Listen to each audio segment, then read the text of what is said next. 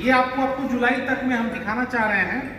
ये स्लाइड में आपको पता चलेगा कि वेस्ट चंपारण फैमिली प्लानिंग के इंडिकेटर में हम कहां पर 2021-22 में थे और 22-23 में हैं।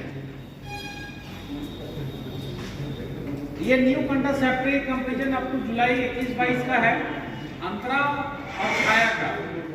अब देखिए कि ये अंतरा कंपैरिजन अप टू जुलाई और 2022-23 में वेस्ट चंपारण को आप देख सकते हैं। यहाँ पे एक यहाँ से बनाया गया। अंतरा में हम लोग काफी पहले अच्छे थे, लेकिन 2022-23 के ये में आप देखेंगे कि थोड़ा हमारा परफॉर्मेंस अंतरा एफडीए इंजेक्शन में थोड़ा पीछे है, जिसमें हम लोग को मेहनत करने की जरूरत है ताकि हम लोग, लेकिन बॉटम 5 में हम लोग नहीं है।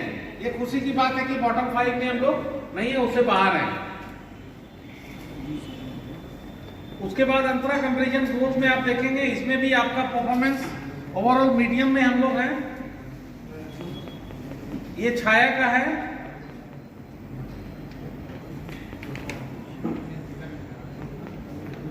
ये male sterilization, interval minilap, postpartum sterilization, post abortion sterilization. इसमें मेल स्टेलाइजेशन में आप देखिए कि मेल स्टेलाइजेशन में आपका टॉप 10 में आपका जिला है। ये अच्छी बात है कि मेल स्टेलाइजेशन में हमारा जिला अच्छा रहता है। इसके लिए एक क्लैप आप कम से कम एफआरएफ के साइड के लिए जरूर करिए, क्योंकि इनके योगदान है और इनके योगदान से, जननी के योगदान से हम लोग मेल स्टेलाइजेशन अच्छे तरीके से कर पाते हैं। तो मेल स्टेलाइजेशन में आपका टॉप 10 में बिहार में आपका जिला अभी भी है, जबकि मेरा परफॉर्मेंस अभी बहुत कम है, लेकिन हम लोग कोशिश कर रहे हैं कि इस वित्तीय वर्ष में और बेहतर तरीके से काम करें। ये मेल स्टेलाइजेशन का कंपैरिजन में भी आप देखिएगा कि ओवरऑल ठीक ठाक में है हम लोग। अभी तक 77 हमारा अप टू जुलाई तक में हम लोग अभी तक मेल स्टेलाइजेशन किए हैं। ये इंटरवल मिनी लैब है, इसमें भी आपका जिला मिनी लैब में भी 2022-23 में परफॉर्मेंस अच्छा है। इसके लिए भी आपका गवर्नमेंट ऑर्गेनाइजेशन प्लस जो भी प्राइवेट हमारे एक्रेडिटेशन उनका योगदान है, उसके कारण हम लोग अच्छे जगह पे अभी भी अप टू जुलाई में अप टू मार्च में हम लोग टॉप 6 में 7 में हमारा जिला बिहार में मिनी लैब में है अभी। उसके बाद जब इंटरवल मिनी लैब कंपैरिजन करते हैं ग्रोथ एंड डिक्लाइन में, तो आप देखिएगा कि टॉप 8 में आपका जिला वेस्ट चंपारण है, जो एक अच्छा साइन है कि आप इंटरवल मिनी लैब में भी आप अच्छा परफॉर्मिंग आपका दे रहे हैं। इसके लिए हमारे जिले के जितने भी बढ़िया पदाधिकारी हैं, डेस्क पे बैठे हुए सर हैं और आपकी पूरी टीम बधाई की पात्र है। ये मैं इसलिए दिखा रहा हूँ कि ये पूरे बिहार के 38 जिले का डेटा है। इससे ये पता चलता है, राज्य की टीम को भी दिखाया जाता है कि आपका जिला डिस्ट्रिक्ट वेस्ट चंपारण कहाँ पर है। तो अप टू जुलाई में आप अच्छे पोजीशन में हैं। अब इसमें थोड़ी मेहनत करने की जरूरत है, तो हम लोग और बेहतर कर सकते हैं। ये पीपीएस है। पीपीएस में हमारे यहाँ थोड़ा परफॉर्मेंस ओवरऑल खराब नहीं कहेंगे, लेकिन ये एक्चुअली मेडिकल कॉलेज और नरकटियागंज और एसडीएस में ये पीपीएस का ये होता है पोस्टमार्टम स्टेलाइजेशन, जिसके कारण जहाँ पे ये हमारा चल रहा है उसके कारण ये डेटा हमारा दिख रहा है। पीपीएस कंपैरिजन में आप देखेंगे तो लास्ट ईयर से हम लोग इस साल बहुत ही अच्छे हैं। ये आपको कंपैरिजन डेटा दिख रहा होगा कि 2020-21 और 22-23 के जब कंपैरिजन में डिक्लाइन और ग्रोथ रेट को हम देखते हैं तो हमारा जिला टॉप 5 में है पीपीएस में, जो बहुत अच्छा साइन है। ये है पोस्ट एवर्सन स्टेलाइजेशन, जो हमारे जिले में अभी भी अच्छे से लागू नहीं हुआ है, जिसको हम लोग आने वाले समय में चाहेंगे कि ये स्टार्ट हो। इसमें बॉटम में है सबसे नीचे, क्योंकि एक प्रोग्राम हमारे यहाँ अभी तक लॉन्च भी नहीं हुआ अच्छे से। Total sterilization public comparison up to जुलाई जब देखते हैं पूरे बिहार में आप टॉप 5 में है, ये अच्छा साइन है और इसके लिए बधाई के साथ सभी लोग। Total sterilization public comparison growth में जब देखते हैं अप टू जुलाई, तो बिहार में हम लोग 8वें स्थान पे हैं अभी आज के डेट्स में। और ये इधर देखने में निगेटिव ग्रोथ का जिला भी है, जिसमें हमारे बगल के जिले हैं कुछ लोग और हमारा जिला है यहाँ पे। Total sterilization comparison up to जुलाई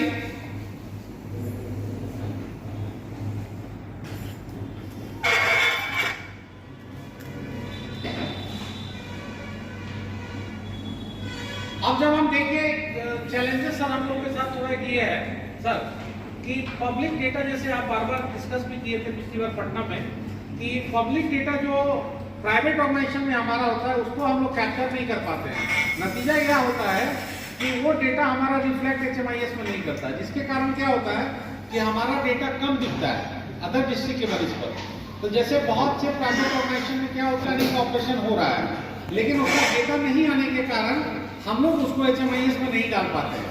तो एक इम्पोर्टेंट चीज ये है कि अगर हम पब्लिक और प्राइवेट डेटा को मिलाएंगे, सरकार का एक नया कार्यक्रम स्टार्ट हुआ है NULM, national urban livelihood mission.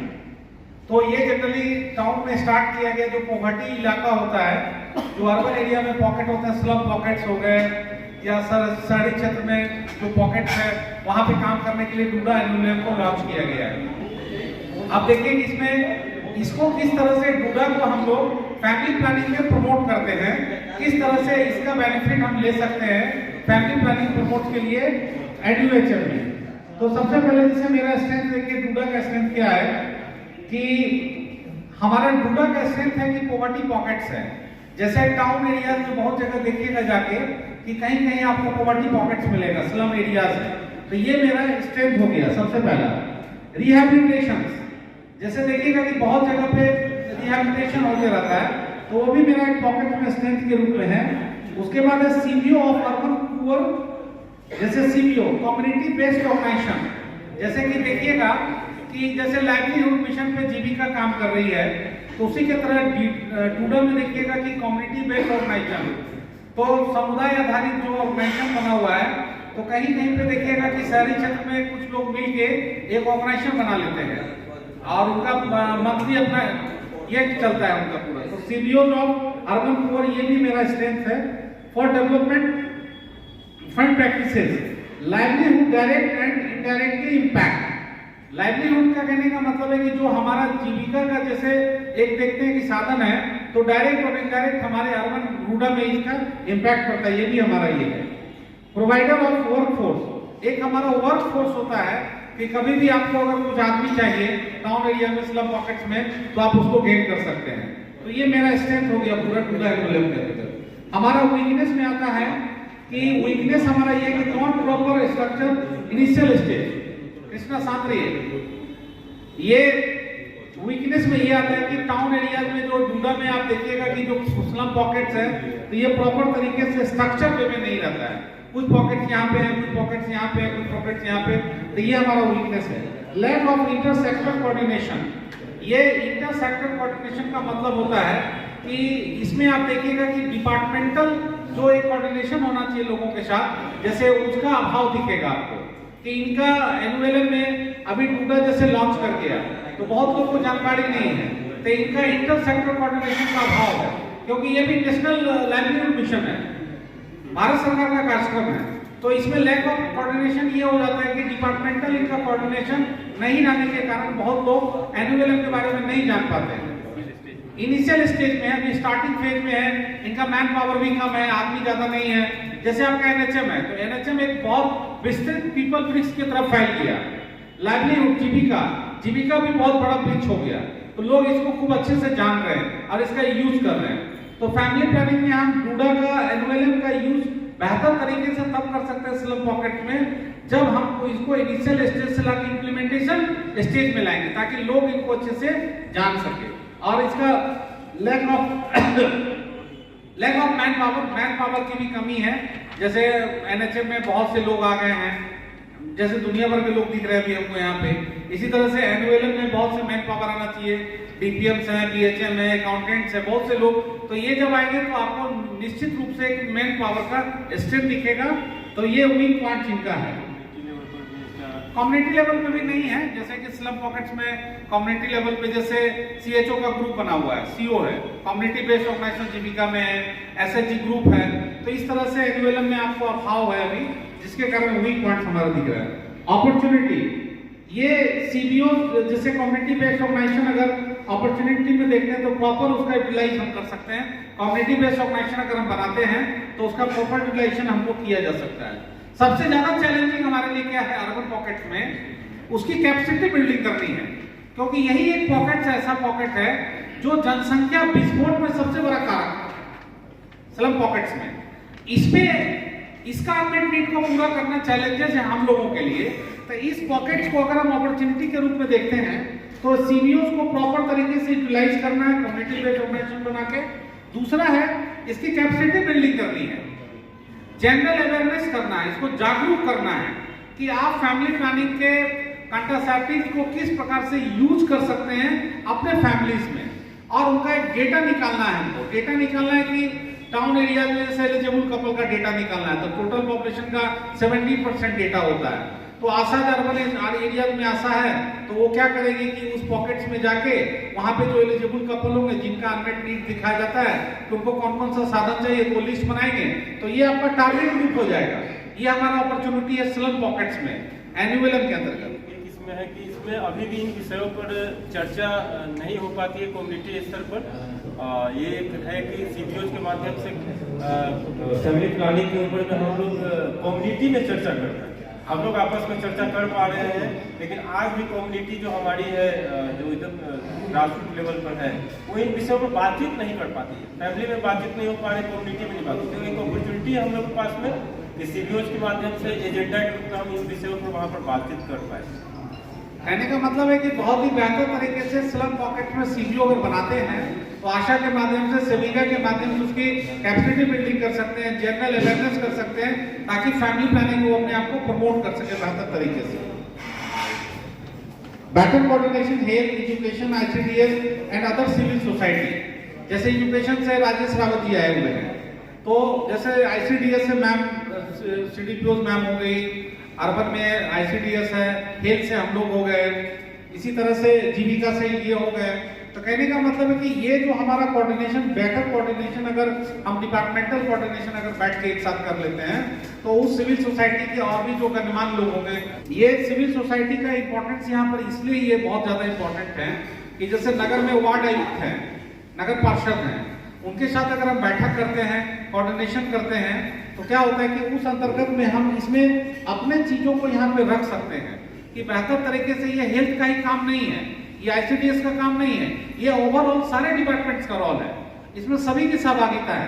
तो वहां पे अगर इनके दिमाग में ये बात डाला जाए उस पॉकेट्स में जाके कि नहीं ये इंटर सेक्टर कोऑर्डिनेशन है, बेटर कोऑर्डिनेशन हो, तब हम बेहतर तरीके से यहाँ पे रिजल्ट निकाल सकते हैं और हम इसको प्रमोट कर सकते हैं कि आप एनुअलम के अंतर्गत आके फैमिली प्लानिंग को और प्रमोट करिए। उसके बाद हमारा थ्रेट, तो थ्रेट जनरली अगर इसको देखिएगा तो कई प्रकार से इसके शब्द निकल के आते हैं।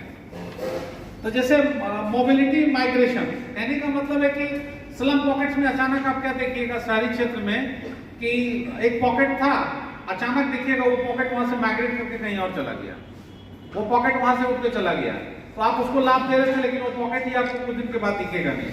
मतलब डेवलपमेंट का चांस अर्बन एरिया में ज्यादा है, वहां पे लोग का प्रोग्रेस ज्यादा होता है टाउन एरिया में, स्लम पॉकेट्स में। CBOs not proper establish, community based organisation बना ही नहीं। अगर हम बेहतर तरीके से काम करें, जैसे लाइवलीहुड प्रोजेक्ट में जीविका के द्वारा गांव-गांव समाज में एक सीबीओज बना दिया गया है, कम्युनिटी बेस्ड ऑर्गेनाइजेशन बना दिया गया है, एसएचजी ग्रुप बना दिया गया है, तो उसका लाइवलीहुड प्रमोशन दिखता है। अब उसको बेहतर तरीके से न्यूट्रिशन पे भी काम जीविका के लोग कर रहे हैं, सैनिटेशन पे काम कर रहे हैं, उसी तरह से आप पॉपुलेशन स्टेबलाइजेशन पे भी काम करेंगे। तो हम लोग जैसे इनका सपोर्ट ले रहे हैं, इसी तरह से एनुअलम के अंतर्गत अर्बन पॉकेट में सीबीओज को अगर हम बनाते हैं तो ये हमारा बेहतर तरीके से काम करेगा। उसके बाद वर्क लिमिटेड रॉल, मतलब कि लोगों को डिफाइन करना होगा कि आप उस चीज से जुड़े हुए हैं, उनके माइंड में सेट करना होगा। जैसे जनरली क्या था ना कि आज से कुछ दिन पहले भी देखेंगे आप कि फैमिली प्लानिंग अगर किसी को कराना है तो पता रहता था कि मनु मैम, पूनम मैम जो है बृहस्पतिवार और सोमवार को एमजेके कॉलेज में ऑपरेशन करती हैं। माइंड सेट था लोगों का बेतिया में, तो क्या होता था कि चुपचाप ऑपरेशन कराने चली जाती थी, वहां पे प्रचारित रहता था पहले से ही। पिछले साल 4-5 साल की बात हम बता रहे हैं, अभी पिछले साल के पहले तक की कि मनु मैम ऑपरेशन करने के लिए फिक्स है, अब पूनम मैम भी फिक्स है, तो लोग आराम से सुबह से ही अपना रजिस्ट्रेशन करा लेते थे। इतना भीड़ हो जाता था कि बगल के सूर्या क्लिनिक को केस ट्रांसफर करना पड़ता था, वही अर्बन पॉकेट्स का सूर्या क्लिनिक के भी संतोष जी बैठे हुए हैं, कई बार 100 लोग पहुंच जाते थे। तो ये जागरूकता था, यहाँ पे एक लोगों को जानकारी रहती थी, उसके बाद है हमारा limiting factors, no appropriate proper class division, rich and poor. सबसे बड़ा चीज इंपॉर्टेंट चीज यहाँ पर यह है कि स्लम अर्बन में देखेंगे कि आपको दो तरह का चीजें मिलेगा। एक बहुत रिच लोग का भी टीम मिल जाएगा, ग्रुप मिलेगा, फैमिली, और एक बहुत पुअर लोगों का भी फैमिली मिलेगा, जिसमें कोऑर्डिनेशन बहुत नहीं है बेहतर तरीके से। टाउन एरिया में किसी का 5 मंजिल का मकान है और किसी का देखिएगा कि झोपड़ी में मकान है, 1 मंजिल का मकान है, कपड़े का मकान है। तो इस रिसोर्स को भी हम बेहतर तरीके से इसमें हम कैसे यूज कर सकते हैं डूडा एन्यूलम में, इसका फोर्स मैन पावर को लेके हम फैमिली प्लानिंग में प्रमोट करने के लिए अपने अर्बन एरियाज में यूपीएससी में हम बेहतर तरीके से इन सब माध्यम से प्रमोट कर सकते हैं। Thank you. ऑल पीपुल, उसके बाद awareness and all member and women. उसके बाद मैंने कराना है कि आपको awareness to unity college university and university DJ